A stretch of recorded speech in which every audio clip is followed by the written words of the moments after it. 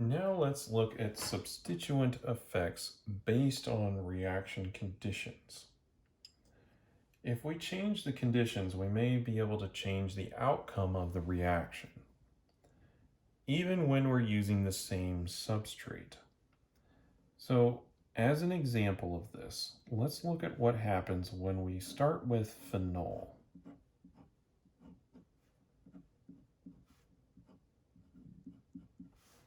And if we were to decide to add a halogen to this, like bromine, you may expect that we would need a catalyst for this. But as long as we're doing this under neutral or even slightly basic conditions, then we will not need a catalyst. And we will also not be able to stop this before it polyhalogenates the ring. And I'll explain why this is happening.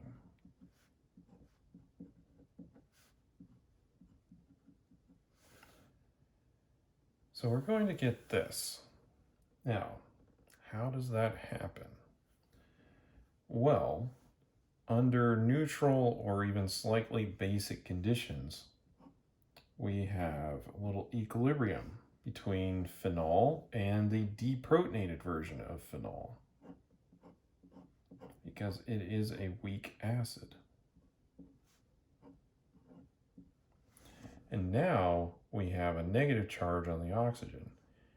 And this group with the deprotonated version is highly activating. Very, very strong activator.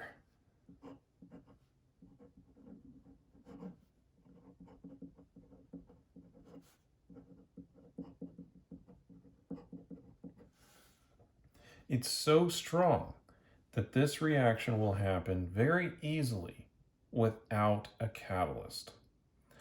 And it's so strong that it doesn't stop at just one bromine being added. It adds in all of the positions that it can. And of course, since this is either the deprotonated form or the protonated form is an ortho-para-director, we substitute in both ortho positions and the para position. Now, let's see what we could do to change this reaction.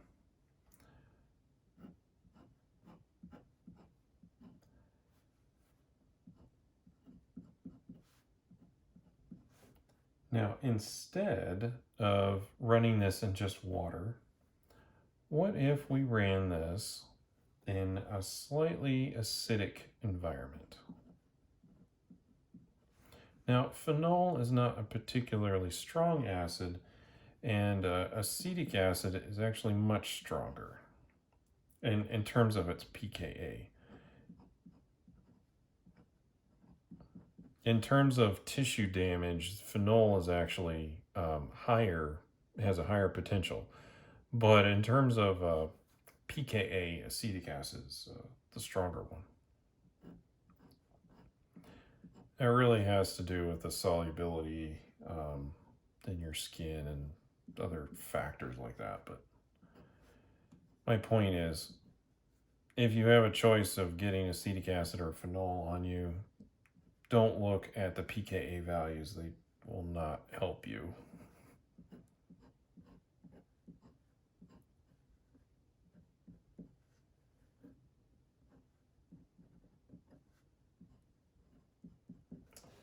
Now, under these conditions, the acidic conditions, the phenol will be protonated. That will decrease its reactivity. And so only a single bromination will occur. Now, this can still happen in the ortho or para positions because hydroxides are ortho and para directing, but we'll only get one bromine added. And this is because the bromine is going to slightly deactivate the ring. And so once we've added one on there, it will stop. Over here, we had such a strong activator that it was able to overcome the fact that the bromine will be a little bit deactivating. let's look at another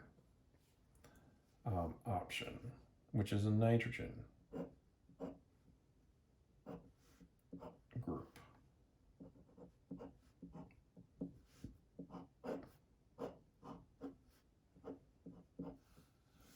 So here we have a nitrogen, which will be a directing group. And under mildly acidic conditions,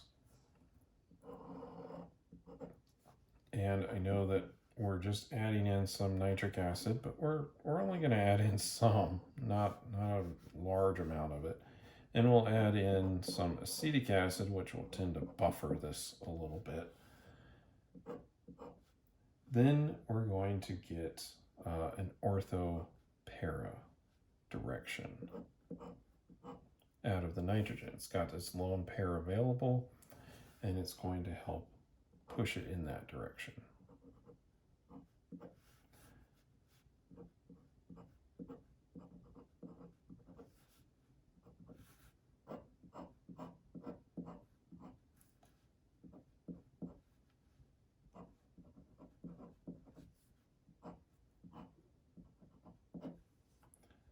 So we have ortho and para under mildly acidic conditions.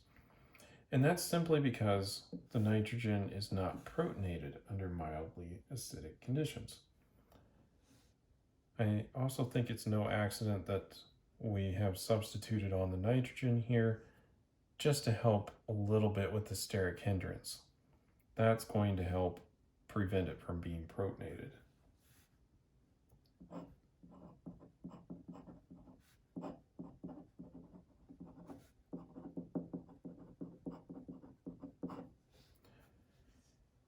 Now, what if instead of using a weak acid, we used a strong acid? We thought, hey, I'd like to speed up this reaction.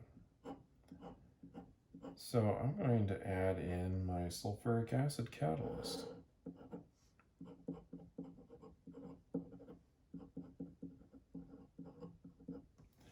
Well, what you're going to do is make this little intermediate here pretty quickly because sulfuric acid is very strong, especially when compared to acetic acid. So really what's existing in solution is the protonated form. Now, this is a meta director and it's deactivating.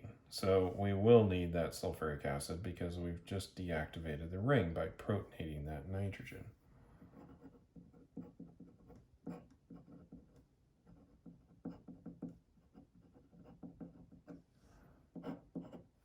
And we will see the meta product now.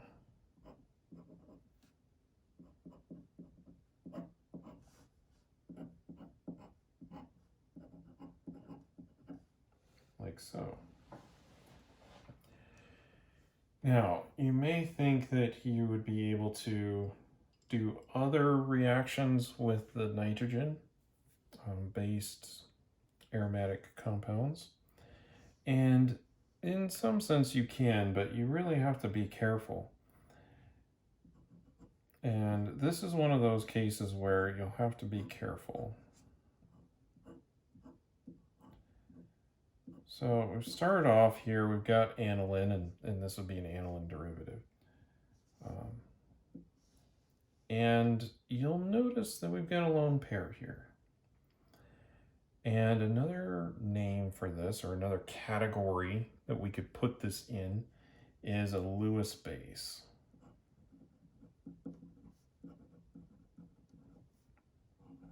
Because that lone pair is available for donation to a Lewis acid. Now, if we wanted to do Friedel-Crafts acylation or alkylation or something like that on this particular molecule, well, the ring's activated, so we don't have that problem. We have a different problem. This is a Lewis base. Aluminum chloride is a Lewis acid.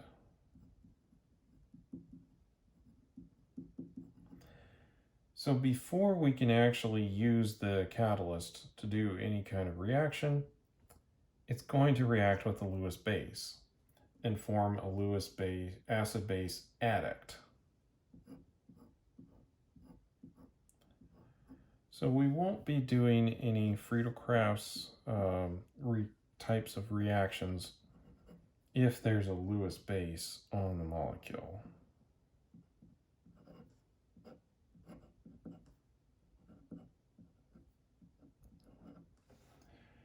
And that's something that could have an effect based on the reaction conditions.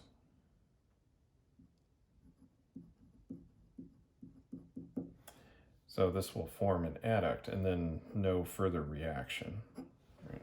Because we've now tied up the catalyst.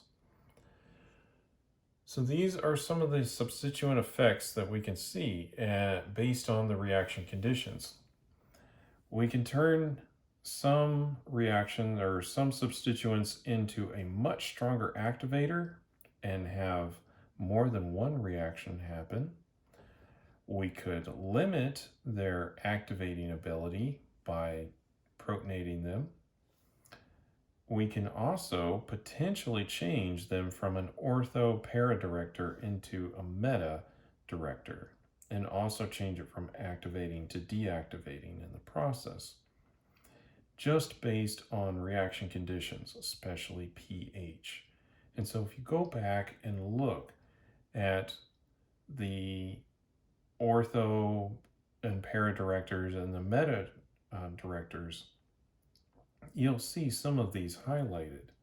And now you can see how that actually affects the reactions.